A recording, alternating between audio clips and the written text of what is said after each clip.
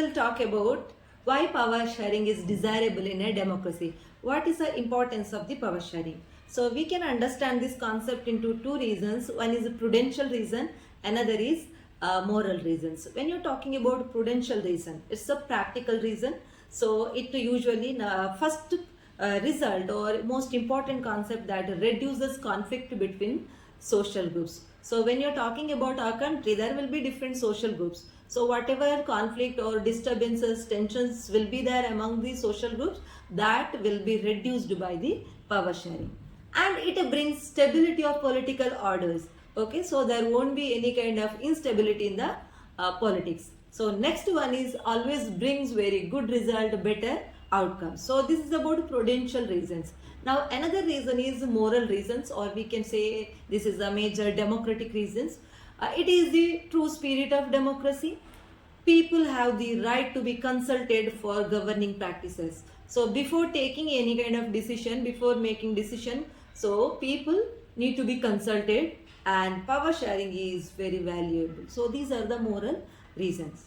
So next we will talk about the concept forms of power sharing. So in a modern democracy there are different forms of power sharing. Here we will discuss four major forms of power sharing.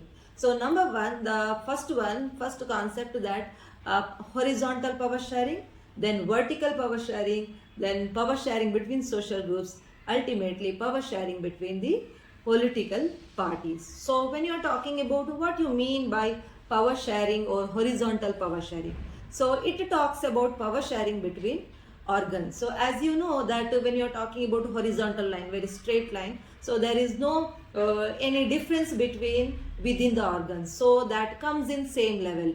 Executive, judiciary and legislature, these all organs of the government comes in same level. No institution is superior and inferior. So each group or each organ check on each other.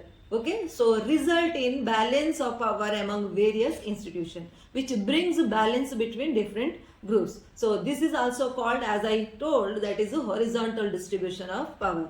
So this arrangement also called as checks and balance. Why it is called checks and balance? They checks each other, which brings balance among the balance between them.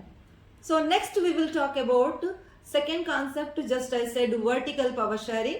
So vertical line, so the power sharing arrangement of top to bottom. So here when you are talking about central government, state government and local government. So when you are talking about central government for entire country, and for state level state government, for local level there is a local government in our country. So in local government also there are categories, urban and rural. So this is the another way, or we can say vertical power sharing, also called as for the federal form of power sharing, tiers of government, levels of government. So these all different terms are used for this type of power sharing.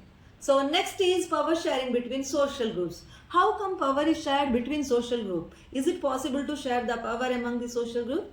Obviously, of course it's possible. So when you're talking about when a country has a diverse population, so different groups must have some representation in national level. So how come possible in our country? You must be knowing we have SC/ST reservation. So this is also example of the power sharing between social group. Other than what kind of groups are there? Gender oriented groups we have. So religion oriented groups are groups we are having. So those all groups are given some kind of percentage in power. Okay, so that is also comes under the power sharing between social groups. So ultimately fourth concept of power sharing between political parties, pressure groups and movement. How come power can shared between political parties? So you must have seen when the majority government get elected in, so that the party will form the power. So only the ruling party holding power? No, even oppositions also have some power. So that is another way is when there is no majority, two parties or more than two parties come together and form the government, that is called as a coalition kind of government. That also example of power sharing between political parties.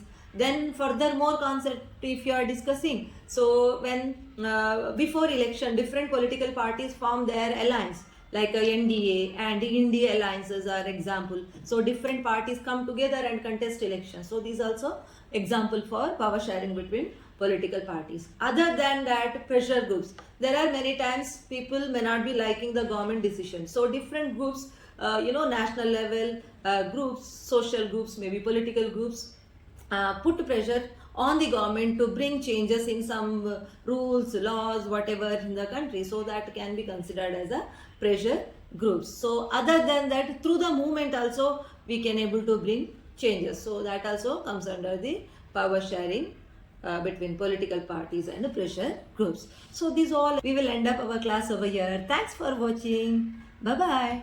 Take care. See you in the next video.